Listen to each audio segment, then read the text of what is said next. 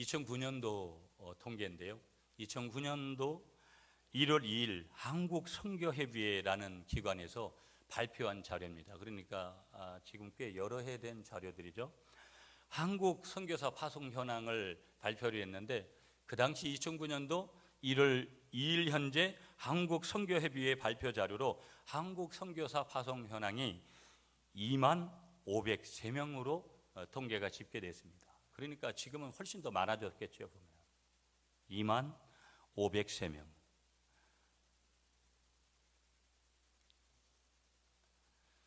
우린 세계 역사를 통해서 많은 우리가 증언을 듣게 되어지는데, 우리가 세계 역사를 통해서 증언받는 한 가지 중요한 사실이 뭐냐면 선교의 열정을 품고, 한번 따라하겠습니다. 선교의 열정을 품고 영혼 사랑을 가지고 있는 민족이나 개인이나 국가는 결코 무너지지 않습니다. 믿습니까, 여러분?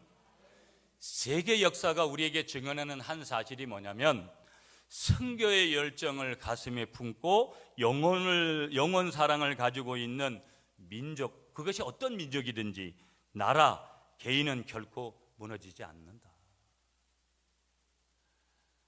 저는 저희 교회가 지금껏 어떻게 이런 은혜를 입고 왔을까? 물론 아직도 교회가 많이 부흥되거나 그런 것도 아니고, 교회가 아직까지 완전하게 자리를 잡은 것도 아니고,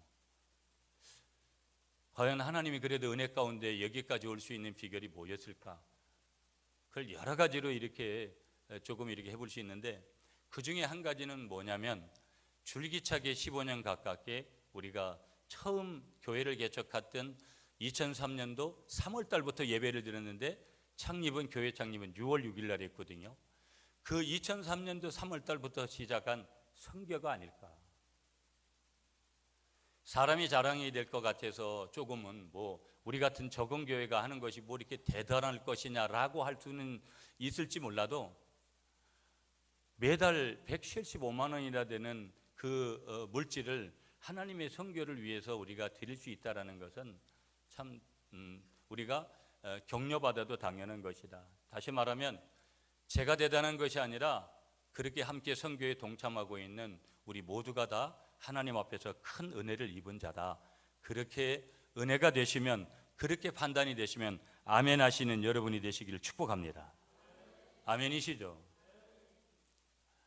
선교할 수 있었던 것, 우리 교회가 앞으로도 희망을 걸 수 있는 것은 뭘까? 하나님은 선교하는 교회를 결코 버리지 않는다고 말씀하셨는데, 우리가 지금껏 어려운 상황 속에서도 이 선교를 계속해서 지속해온 결과가 아닐까.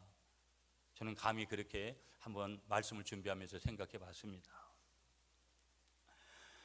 그럼 우리는 이런 질문을 한번 해봐야 돼요, 여러분. 오늘 이 아침에 우리가 이제 오늘을 선교 헌금을 작정하는 주일인데, 또 이 설교의 대부분들은 매년 1년에 한 번 하는 설교의 상당 부분 같이 포함되어 있는 부분들도 상당히 많이 있습니다. 그러면 우리는 왜 선교하며 살아야 될까? 왜 우리가 선교를 하면서 살아야 될 건가? 라는 거에 대한 질문에 우리가 답을 얻어야 될 필요성이 있는데, 중요한 것은 복음만이, 아멘이십니까 여러분? 사람의 마음을 감동시키는 줄 믿습니다. 우리가 인간적으로도 여러 가지 감동을 받아요. 그러나 인간적으로 받는 감동들은, 우리가 연속극을 보고 영화를 보고 사람을 통해서 받는 감동은 즉흥적인 거예요. 반드시 어느 시간이 지나버리면 타임의 흐름 속에서 그것이 묻혀버립니다. 그런데 복음만이 사람의 마음을 감동시키는 줄 믿습니다. 그러면 복음만이 사람의 마음을 감동시키는 것에서 끝나는 것이 아니라, 더 나아가서는 회개하게 만들고, 복음을 받아들이면은요, 우리의 죄가 회개되어지고, 지난날에 지어졌던 과거의 죄, 현재의 죄, 우리 조상들이 지어졌던 죄, 원죄의 문제, 자범죄의 모든 죄들을 우리가 회개하게 되고, 사람을 용서하게 되는데, 사람을 용서하는 비결은 다른 데 없어요. 복음을 받아들이는 사람만이 다른 사람을 용서할 수 있는 거예요. 적어도 나에게 어마어마한 죄를 저지른 그 사람을 용서할 수 있는 것, 조건이 뭐냐? 복음을 받아들인 사람. 그래서 복음만이 사람의 마음에 감동을 시켜서 회개를 만들어내고 사람을 용서하고 진정한 사랑을 느끼게 하고 강한 능력을 발휘할 수 있게 되는 줄 믿습니다. 그러므로 우리가 이 전제라는 거, 복음만이 사람을 변화시킬 수 있다라는 거, 아멘이시죠 여러분? 그리고 복음만이 사람을 새롭게 할 수 있는 거. 과거가 없는 사람이 없습니다 여러분. 그 과거라는 것이 어떤 형태이든지 과거가 없는 사람이 없어요. 과거에 받은 상처가 누구에게든지 있고요, 과거에 남에게 말하고 싶지 않은 그런 흔적들을 누구에게든지 가지고 있고요, 과거의 그 모든 담지 않아야 될 과거를 담고 살아가는 사람이 누구냐면 우리요, 나라는 것인데, 그 과거를 다 뒤로 하고 새롭게 일어날 수 있는 힘이 어디로부터 오는 것이냐? 그 힘은 어느 곳에서도 우리에게 오지 않습니다. 어디에서 오는 것이냐? 복음으로부터 우리에게 오는 것임을 다시 한번 인정하고 다시 한번 선포하시면서 그것을 수용하시는 여러분들이 되시길 간절히 축복하겠습니다. 한마디로 말하면 그 복음 속에 뭐가 있는 거냐면 성교가 있는 거예요. 성교. 우리의 성교라는 거, 저와 여러분들이 어떤 때는 그저 내가 물질을 조금 드리고 마음을 조금 이렇게 어떤 그것에 옮겨 놓았던 그 성교라고 말하는 우리의 성교는 어찌 보면 아무것도 아닌 거라고 생각할 수도 있지만 그것에 희망이 있고 우리의 살 길은 바로 뭐냐? 복음을 전하는 일밖에 없다라는 거예요. 예수 믿는 우리의 믿음의 결국은 뭐냐면 성경대로 말씀하면 영혼을 구원받기 위해서 우리가 예수 믿는 거거든요. 우리가 무슨 예수 믿어가지고 사업이 잘 되고 예수 믿어서 뭐 자녀가 축복받고 예수 믿어서, 물론 그것도 맞는 말이에요. 그러나 오늘 그것은 성경적인 정답이 아니에요. 해답이 아니에요. 성경적인 해답은 뭐냐면 우리의 믿음 생활의 결국, 우리의 신앙 생활의 결국은 뭐냐면 우리가 영혼 구원 받기 위해서 하는 거예요. 오늘 아침 우리 장로님 세 분하고 우리 그 전에 장례를 치루었던 우리 CBS 사장님이었던 이 장로님 갑자기 연락이 와가지고 장례를 좀 아버님 돌아가셨는데 진행해달라고. 오늘 주일이잖아요. 사실은 조금 어려운 부분이 있었는데 오늘 아침에 가서 발인 예배하고 그 다음에 하관 예배를 하고 10시가 다 돼서 이제 교회에 왔어요. 아침에 일찍 가가지고. 여러분, 저는 예전에는 예수 아직 어릴 때, 그 다음에 제가 목회를 하기 전에는 사람이 죽고 이런 데는 참 가기가 되게 꺼려지고 이런 제 성격이었어요. 그러나 지금은 제가 이렇게 어떤 입관하고 그러면 제가 이렇게 시신도 많이 만져보고 그 다음에 이제 뚫어지게 쳐다보고. 제가 오늘도 하관을 할 때 그 현장을 짧은 시간이지만 이렇게 쭉 쳐다보면서 고정해서 쳐다봤어요.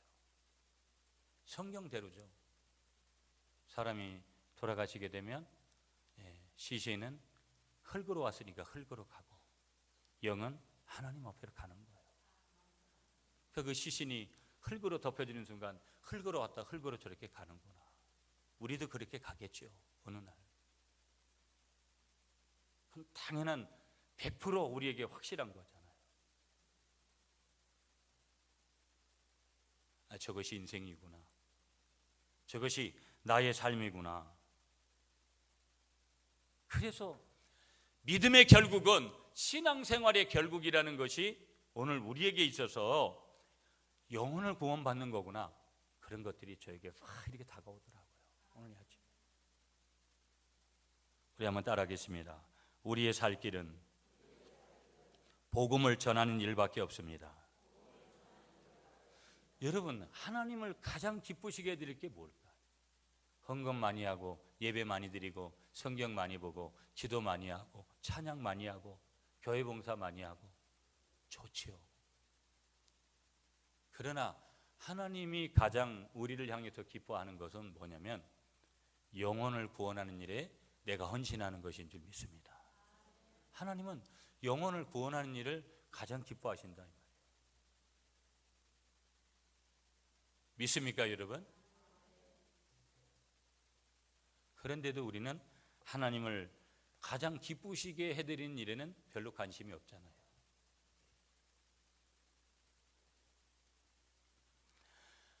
한번 크게 따라하겠습니다. 그러므로 선교는 반드시 해야 합니다.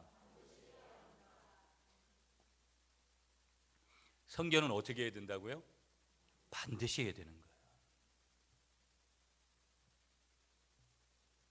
고린도전서 9장 16절에 하나님 이런 말씀을 주세요. 내가 복음을 전할지라도 자랑할 것이 없으면 내가 부득불할 일임이라. 만일 복음을 전하지 아니하면 내게 화가 있을 것이로다. 우리는 가만히 보면 내가 왜 내게 이런 일이 벌어졌을까? 하나님을 가장 기쁘시게 하는 일들을 안 했기 때문에 내게 그런 일이 벌어졌을 일이 훨씬 많아요.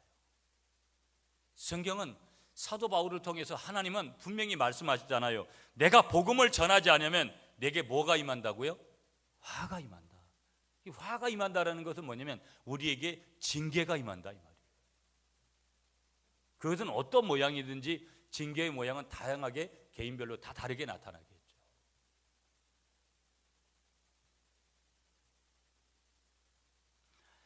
우리 한번 따라하겠습니다. 선교사는 죽어서도 말한다. 여러분, 서울의 양화진에 가면은 외국인들 묘지가, 선교사들 묘지가 이렇게 있어요. 제자 훈련하면 이번에 우리가 2기생들은 가지를 않았는데 1기생들은 이제 거기 갔다 왔잖아요. 보면 거기에 누워있는 수많은 선교사들, 미국을 포함해서 전 세계에서 왔던 그 선교사들이 복음을 뿌렸기 때문에, 여러분 지난주에도 토마스 선교사님의 얘기를 잠깐 오후 시간에 드렸지만 그 모든 수많은 선교사님들이 이 땅에 와서 그들이 피를 이 땅에 흘리고 순교하고 그들이 이 땅에서 죽어서 이 땅에서 묻히는 자기 하나뿐인 생명을 이 땅에서 던진 그들의 그 놀라운 선교 정신 때문에, 그래서 선교사는 죽어서 말한다. 그들이 죽어서 말한 결과물들이 오늘 뭐냐면 오늘 우리가 있는 한국교회라는 거예요. 오늘 그들이 이 땅에 오지 않았다면 오늘 우리는 아무것도 여전히 모르고 여전히 수많은 무당들을 섬기고 이방 그런 사이비 종교들을 섬기면서 그렇게 살아갈지 몰라요. 한국교회가 그분들의 은혜에 보답하는 차원에서 결국은 그 양화진에다가 외국인 교회도 설립을 하고 외국인 그런 묘지들을 이렇게 관리할 수 있는 그런 곳을 만들어 놓은 거예요. 그분들의 묘비명을 보면 여러분 다양한 묘비명들이 있습니다. 몇 가지 소개하면 젠슨이라는 선교사님 묘비는 이렇게 쓴 거예요. 친구를 위하여 자기 목숨을 버리면 이보다 더 큰 사랑이 없느니라. 이게 묘비명이 있는 거예요. 캔드릭이라는 선교사님의 묘비명은 이런 거예요. 나에게 천의 생명이 주어진다 해도 그 모두를 한국을 위해 바치리라. 한국 사람이 아닌 선교사님이 한국을 위해서 천의 생명이 주어진다 해도 그 모두를 한국을 위해서 바치겠다. 아펜젤러, 여러분 감리교를 창시한 그 아펜젤러, 장로교는 언더우드 선교사님을 중심으로 해서 그렇게 세워지는데 이 아펜젤러 선교사님의 묘비명 이런 거예요. 나는 섬김을 받으러 온 것이 아니라 섬기러 왔습니다. 한국 땅에 내가 왔느냐? 나는 섬김을 받으러 한국 땅에 온 것이 아니라 나는 섬기러 한국 땅에 왔습니다. 말을 바꿔서 하면 이런 묘비명이 있다라는 거예요.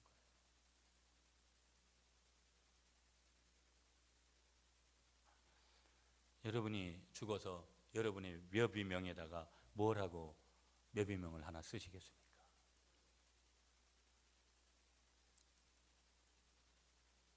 적어도 이런 고백은 하지 않아야 되겠어요? 해야 되는 거 아니겠어요? 여기 그리스도를 끝까지 사랑하다가 간 누구누구가 있다고. 아멘이십니까 여러분?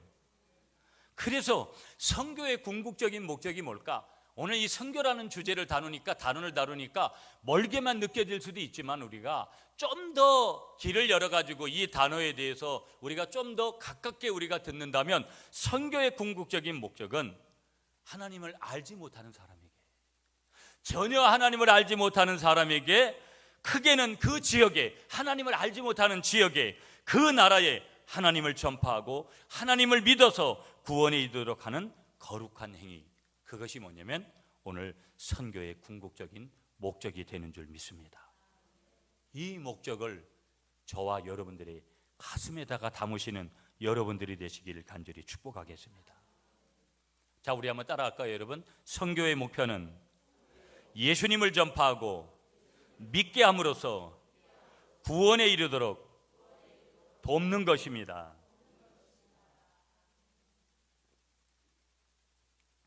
중국 선교사 여러분 허드슨 테일러를 여러 번 제가 소개했어요.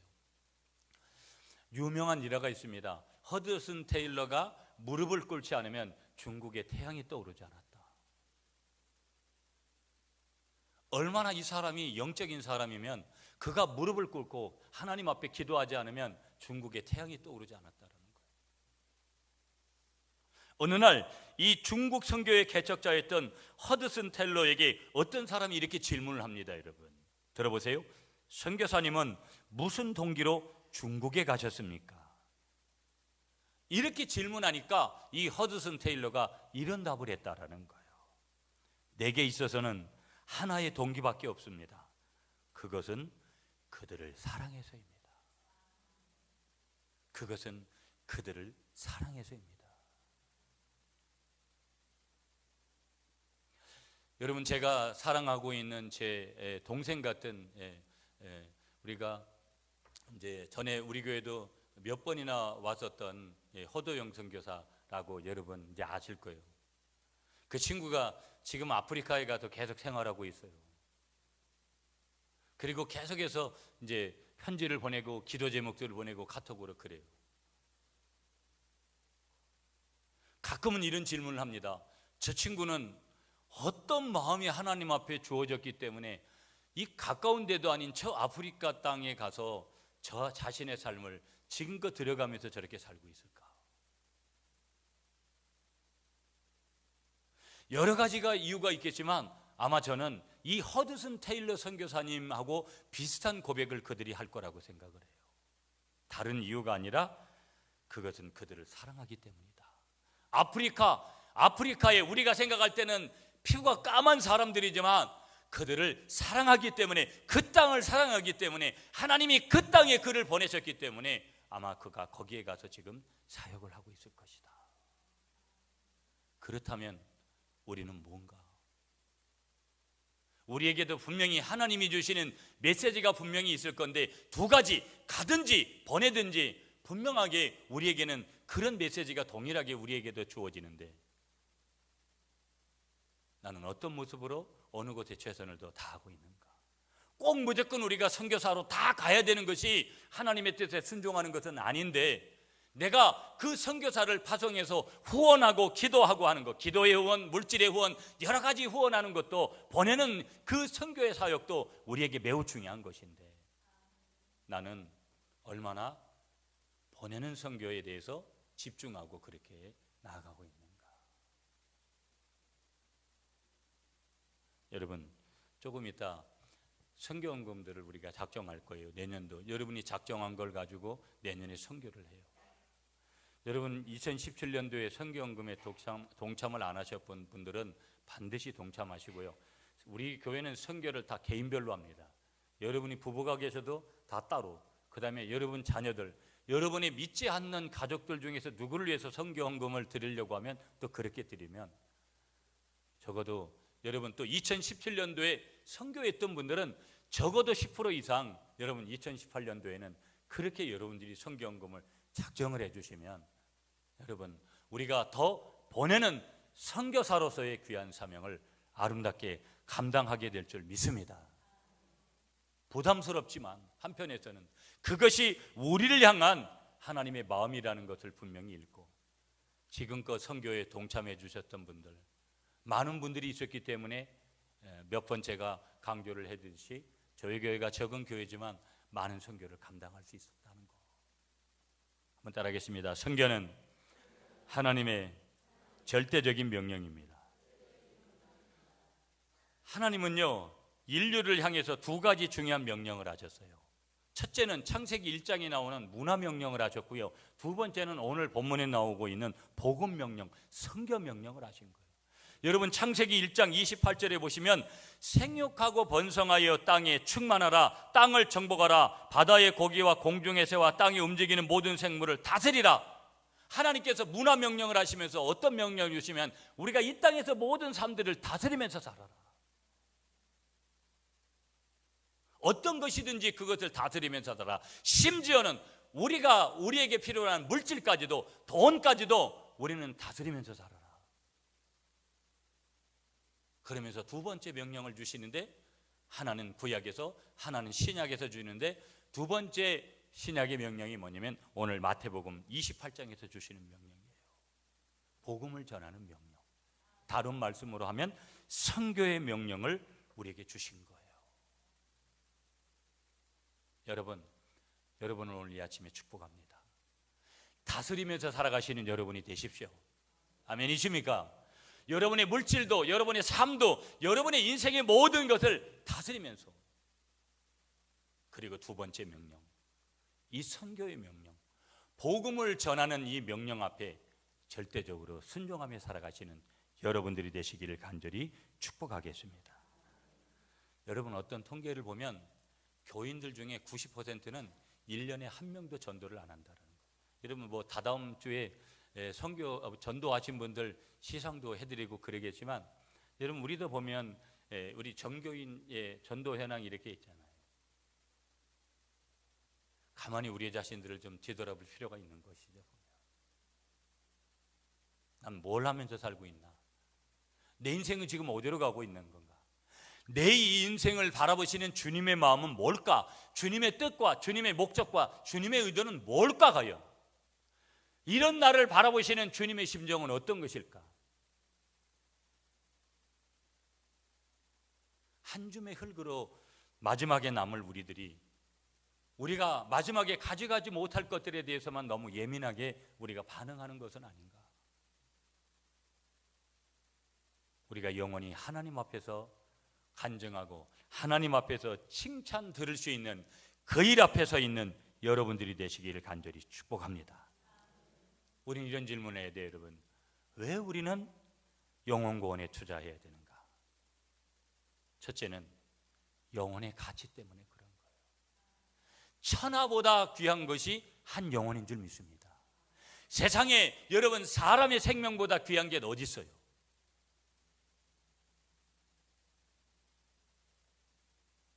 한번 따라하겠습니다. 영혼의 가치 때문입니다. 왜 우리가 영혼 구원해야 되느냐? 영혼의 가치가 대단한 거예요. 여러분 옆에 계신 분하고 이렇게 인사하겠습니다. 당신은 예수님 짤입니다. 여러분, 나는 예수님 짤인데 예수님 짤이는 계산이 안 되는 거예요. 나를 얼마에 사주겠냐고 물어도 나는 가격을 매길 수가 없어요. 그만큼 어떻다라는 거예요? 그만큼 소중한 사람이 나라는 거예요. 아멘이십니까, 여러분? 그만큼 영적인 가치가 대단한 사람이 누구라는 거예요? 나라는 거예요. 왜 우리가 영혼을 구원해야 되느냐? 왜 우리가 선교해야 되느냐? 이 하나님의 명령이기 때문에 우리가 순종하는 것도 있지만 영혼의 가치 때문에. 천하의 한 영혼보다 가치 있는 건 없다. 사람의 생명보다 가치 있는 건 없다. 왜? 우리는 예수님 짤이기 때문에. 두 번째, 왜 우리가 영혼을 구해야 되느냐? 한번 따라하겠습니다. 멸망의 위험 때문입니다. 요한복음 3장 17절에 보면 이런 말씀을 주세요. 믿지 아니하는 자는 하나님의 독생자의 이름을 믿지 아니함으로 벌써 심판을 받은 것이니라. 믿지 않으면 어디로 간다라는 거예요? 지옥에 간다라는 거예요. 믿는 사람은 어디에 간다라는 거예요? 천당에 간다라는 거예요. 천당과 지옥이 갈라지는 것이 믿느냐 믿지 않느냐, 무엇을 믿느냐, 예수 그리스도를 믿느냐 믿지 않느냐, 거기에서 갈라지더라는 거예요. 여러분 예수님을 믿습니까? 이 고백이 제일 중요해요. 내가 예수님을 믿고 나서 그 다음이 뭐가 돼야 돼요? 왜 우리가 영혼을 구원해야 되느냐? 멸망의 위험 때문에. 그 영혼이 구원받지 아니하면, 그 영혼이 건짐받지 아니하면 그 영혼이 멸망받을 위험에 처해 있기 때문에. 세 번째, 왜 우리가 영혼을 구원해야 되느냐? 한번 따라하겠습니다. 내일 일을 모르기 때문입니다. 잠언 27장 1절에 보면은 이런 말씀을 주세요. 너는 내일 일을 자랑하지 말라. 하루 동안에 무슨 일이 일어날는지 내가 알 수 없음이니라. 예, 여러분, 저 서해안에서 지지난주인가요? 여러분, 낚싯배가 잘못돼서 많은 사람이 죽었어요. 요즘 그래서 낚시 많이 다녔던 분들이 낚시 잘 안 다니고 그런다 그러더라고요. 주일 성수 안 하고 딴 데 자꾸 뺀질뺀질거리면서 다니지 마시고요. 순교를 하더라도 주일날 교회에서 순교를 해야지 그게 순교지. 단풍놀이 싹 가고 겨울에 스키장 가가지고 스키 타러 가서 있다가 모양새도 안 좋잖아요, 여러분. 그러니까 우리는 주일날은 반드시 주일 성수하고 주일 봉사하고 하는 분들은 보호를 받는 거예요. 적어도 바다에 가서 뭐 이상하게 잘못되고 산에 가서 잘못된 일은 없어. 왜? 우리는 항상 몸과 마음과 영혼이 여기에 있으니까. 여러분, 그분들이 그날 그런 일이 벌어질 줄 알고 갔겠어요? 부지 물식 중에 순식간에 받쳐가지고 내일 일을 알 수가 없는 거예요. 오늘 일도 알 수 없는 거예요. 우리는 다 주님 손에 있는 줄 믿습니다. 그러므로 우리는 주위에 있는 영혼들을 향해서 그 영혼을 누가 구원해야 되는 거예요? 저와 여러분들을 통해서 하나님이 구원하시기를 원하신다라는 것을 믿으시기 바랍니다. 그러므로 예수님께서도요, 복음 되신 예수님께서도 이 땅에 오신 목적이 뭐냐? 한번 따라하겠습니다. 인간을 구원하시기 위함입니다. 예수님이 인카네이션 성육신 하신 이유가 뭐냐면, 인간의 몸을 입고 오신 이유가 뭐냐면 인간을 구원하시기 위해서 예수님께서 이 땅에 오셨다라는 것을 믿으시는 여러분이 되시기를 축복하겠습니다. 여러분, 오늘 우리는 성교에 대한 부분들, 제가 오늘 본문을 하나하나 쪼개고 들어가진 않았습니다. 오늘 성경 말씀에도 마태복음 28장 우리가 18절에 보시면 예수께서 나와 말씀하여 이르시되 하늘과 땅의 모든 것들을 내게 주셨으니, 여러분, 오늘 저와 여러분들에게 하늘에 하나님이 가신 권세와 능력을 이미 주신 줄 믿습니다. 나는 누구이기 때문에? 예수 그리스도 우리 아버지 하나님을 믿는 자이기 때문에 믿는 자들에게는 뭘 주셨다라는 거예요? 모든 권세를 내게 주셨다. 이걸 믿으셔야 돼요, 여러분. 그러면서 이어 말씀하시길, 그러므로 너희들에게 하나님께서 권세를 줬기 때문에 뭐 해야 되느냐? 너희는 가서 모든 민족을 제자 삼아 아버지와 아들과 성령의 이름으로 세례를 베풀고, 20절에 보시면 내가 너에게 분부한 모든 것을 가르쳐 지키게 하라. 여기 본동사는 제자 삼는 거예요. 나머지는 다 보조동사들이에요. 제자 삼기 위해서 가야 되고, 제자 삼기 위해서 세례도 줘야 되고, 제자 삼기 위해서 가르치라는 거예요. 그러면서 주님께서 말씀하셨어요. 내가 세상 끝날까지 너희와 항상 함께 있으리라. 여러분, 주님이 우리와 함께 하시는 거예요.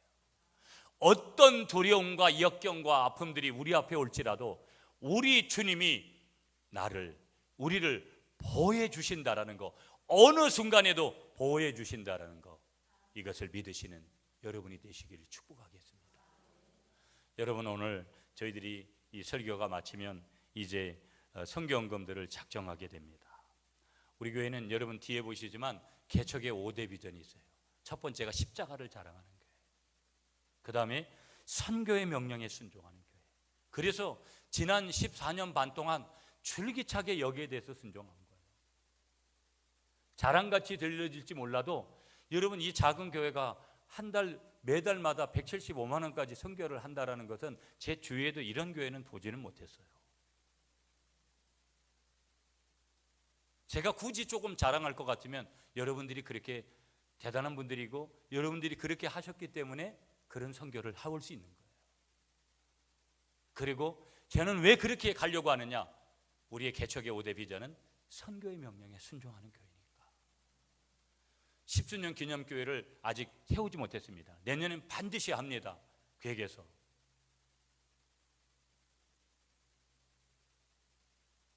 한번 따라하겠습니다. 선교의 명령에 순종하는 교회. 성경을 한마디로 말하면 뭐냐? 선교의 책이라는 거예요. 선교의 책. 누가 어떤 식으로 선교를 했고 또 하나님이 어떻게 선교를 하기를 원하신다라는 것. 그래서 우리는 반드시 뭘 해야 되느냐? 보내는 선교사가 되든지 나가는 선교사가 되든지 반드시 어떠한 사람이 되느냐? 한번 따라하겠습니다. 나는 반드시 선교하는 사람이 되어야 합니다. 아멘이십니까? 여기 중요한 핵심이 있어요. 선교는 선택될 수가 없는 거라는 거예요. 선교는 나에게 선택권을 맡기지 않았다라는 거예요. 하나님은 선교는 뭐냐? 명령이라는 거. 누구의 명령이냐? 선교는 하나님의 명령이라는 거. 명령은 순종하는 것밖에 내가 할 일은 아무것도 없어요. 아멘이십니까, 여러분? 아멘이십니까? 저에게 몇 분이 구제도 하세요. 그 선교 안에 뭐가 있는 거예요? 어려운 이웃들을 구제하는 거. 그것도 포함되어져 있다는 것을 믿으시는 여러분들이 되시기를 축복하겠습니다. 말씀을 정리할게요. 오늘 여러분, 오늘 선교작정주일로 매년 우리는 12월 둘째 주일이 되면 올 한 해 선교헌금을 정리하고 내년도 새해에는 어디다가 선교를 할 건지를 개인적으로 작정해 주는 금액이 나온 대로 저희들이 그렇게 해요. 여러분, 2017년도에 중간에 교회에 오셔서 선교헌금 작정 안 하셨던 분들은 1년 동안으로 저희가 선교헌금을 작정합니다. 나는 매달 얼마를 갖다가 선교헌금 하겠습니다. 그러면 여러분이 그 매달 해주는 선교헌금은 일반 재정으로도 들어가지 않습니다. 우리 갈릴리 선교 사역팀으로 넘어가서 거기에서 매달 선교지로 보내줍니다.